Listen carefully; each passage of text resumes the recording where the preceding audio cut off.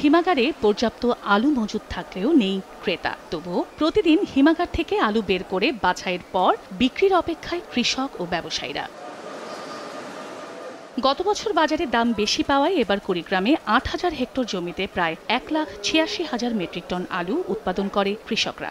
এর মধ্যে জেলার ৪টি হিমাগারে মজুদ রাখা হয় ৫২,০০০ মেট্রিক টন। হিমাগার মালিকরা বলছেন, দাম কম হওয়ায় বারবার নোটিশ দেওয়ার পরও আলু উত্তোলন করছেন না কৃষকেরা। আর কৃষকদের দাবি, সব মিলে ১ কেজি আলুতে ২৮ টাকা খরচ হলেও বর্তমান বাজার মূল্য ১০ থেকে ১১ টাকা, এতেও মিলছে না ক্রেতা।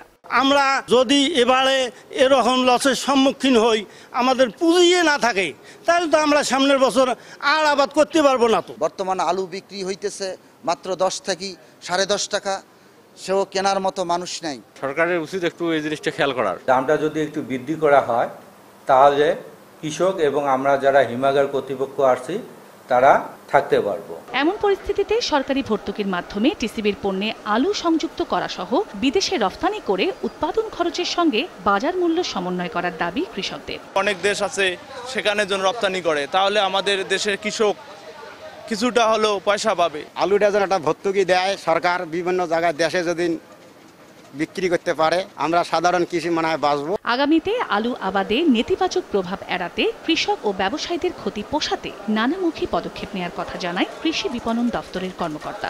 সেক্ষেত্রে কৃষি বিপণন অধিদপ্তরকে আমরা অনুরোধ জানাবো কৃষকদের দাবি যাতে তারা বিবেচনায় নেয় এবং নিয়ে এই বিষয়ে সিদ্ধান্ত গ্রহণ করে। চলতি বছর জেলায় ৭,১০০ হেক্টর জমিতে আলু উৎপাদনের লক্ষ্যমাত্রা ছিল ১,৬৫,০০০ মেট্রিক টন। সময় সংবাদ, কুড়িগ্রাম।